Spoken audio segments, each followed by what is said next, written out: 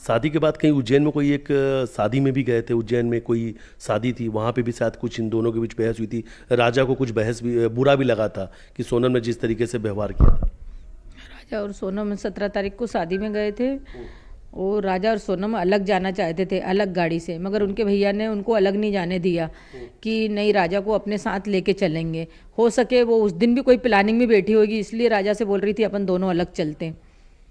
अच्छा, ये किसने कहा था उस दिन?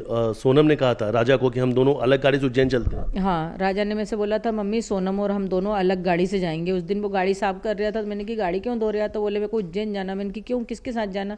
तो बोले सोनम और हम दोनों अलग जाएंगे, बोले कि उनके भैया अलग गाड़ी से जाएंगे। मगर उनके भैया ने सोनम को अलग नहीं भेजा, राजा को खुद कोचिंग पे लेने के लिए गए। तो बोले राजा तुम हमारे साथ चलो, बोले कि मतलब ये आप कह रही हैं कि 17 तारीख को भी राजा की हत्या कर सकते थे ये? हाँ कर सकती थी, वो तो मौका ढूंढ रही थी, क्योंकि रिवॉल्वर किस लिए खरीदी थी उसने? अब वो रिवॉल्वर से साफ पता चल रहा है ना कि वो राजा को अकेला पाना ही चाह रही थी कि कहीं से अकेला मिले वो, और उस पर वो करवाना चाह रही थी हमला वो।